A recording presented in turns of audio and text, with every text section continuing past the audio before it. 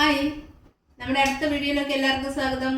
ഇന്ന് നമുക്ക് തക്കാളി ഇട്ട് മുട്ട എങ്ങനെയാണ് തോരൻ ഉണ്ടാക്കുന്നതെന്ന് നോക്കാം. ചപ്പാത്തിക്ക് ഏറ്റവും ഉചിതമായിട്ടുള്ളൊരു കറിയാണ്.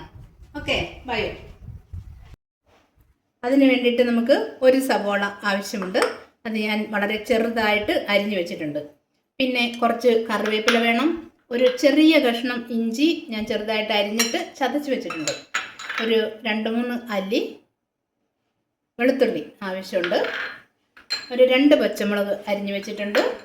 ഒരു തക്കാളി അതിനുവേണ്ടി ആവശ്യമുണ്ട്, അതും ചെറുതായിട്ട് അരിഞ്ഞു വെച്ചിട്ടുണ്ട്. കടുക്, കുരുമുളക് പൊടി, മഞ്ഞൾപ്പൊടി, ഒരു ശകലം മസാലകളെല്ലാം കൂടി പൊടിച്ചത്, പിന്നെ ഒരു 5 മുട്ടയും ഉടച്ചു വെച്ചിട്ടുണ്ട്. ഓക്കെ, ഇനി ഞാൻ പാത്രം വെച്ചിട്ടുണ്ട്, എണ്ണയും ഒഴിച്ചിട്ടുണ്ട്. ഇനി ഞാൻ കടുക് ഇട്ട് കൊടുക്കുകയാണ്. അപ്പോൾ കടുക് പൊട്ടി കഴിയുമ്പോൾ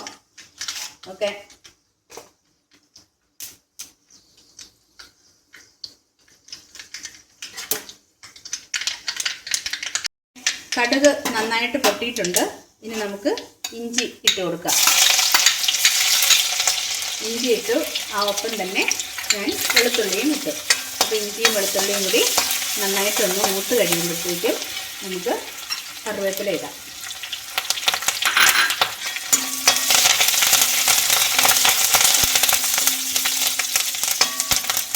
അപ്പോൾ ഇത് ഒരല്പം മൂക്കട്ടെ.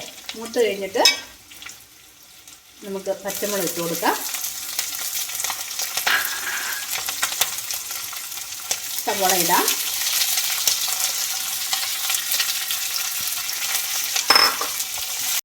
കുറച്ച് സവോള ഒരല്പം മൂത്ത് വരണേ. അതുവരെ നമുക്കൊന്ന് മൂടി വെക്കണം. മൂടി വെച്ച് മൂപ്പിക്കാം.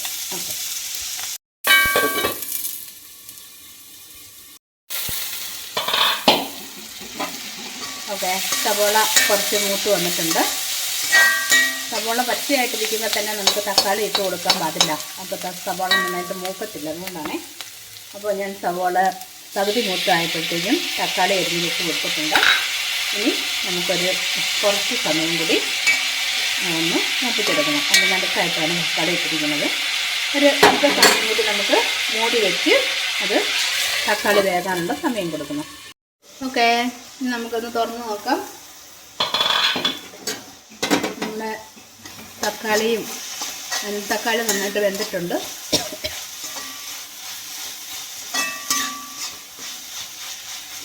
ഇനി നമുക്ക് ഇതിനകത്തേക്ക് ആവശ്യത്തിനുള്ള ഉപ്പ് ഇട്ട് കൊടുക്കാം. ഒത്തിരി ഉപ്പ് വേണ്ട, നല്ല തക്കാളിക്ക് പുളി ഉള്ളതുകൊണ്ട് ഒരു അല്പം ഉപ്പ് ആവശ്യമുണ്ട്. ഓക്കെ, ഇത്രയും മതി.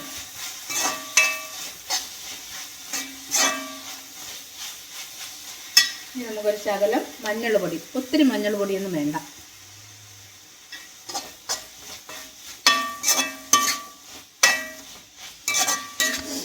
ഓക്കെ, ഇനി നമുക്ക് ഒരല്പം കുരുമുളക് പൊടി ഇടണം. കുരുമുളക് പൊടി ആവശ്യത്തിന് എരിവ് പോലെ ഇട്ടോളൂ. നമ്മൾ പച്ചമുളക് ഇട്ടിട്ടുണ്ട്, എന്നാലും കുറച്ച് കുരുമുളക് പൊടി മതി. ഇനി ഞാൻ മസാലകളെല്ലാം കൂടി പൊടിച്ച് വെച്ചിരിക്കുന്നതാണ്. ഗരം മസാല ഒരു ശകലം അല്പം മതി, അതും കൂടി ഇട്ടു.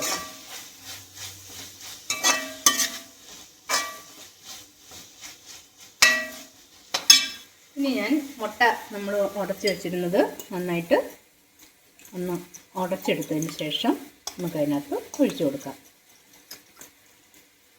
ഓക്കെ,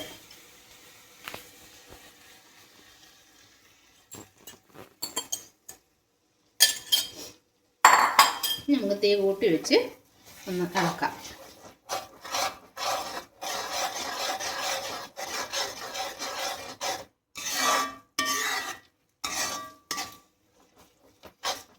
ഇതെല്ലാം പാകത്തിനുണ്ടോ എന്ന് നോക്കണം, അതനുസരിച്ച് നിങ്ങൾ കൊടുക്കണം. ഇത് ചപ്പാത്തിക്കൊക്കെ ഉചിതമായ കറിയാണ്.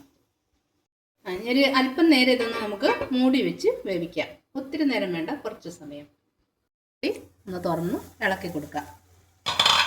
കുറച്ച് കൂടുതൽ സമയം ഇളക്കിക്കൊണ്ടിരിക്കണേ.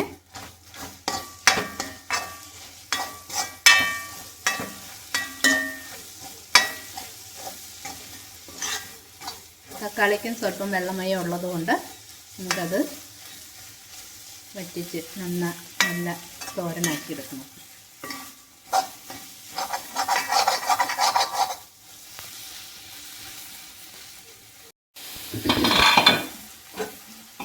ഓക്കെ, നല്ലതായിട്ട് നമുക്ക് ഇളക്കി ഒന്ന് വെടിച്ചെടുക്കണം കേട്ടോ.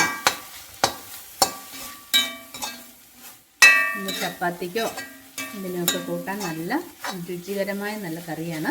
എല്ലാവരും ഇങ്ങനെ നമ്മുടെ തക്കാളി ഇട്ടുള്ള മുട്ടത്തോരൻ റെഡിയായിട്ടുണ്ട്.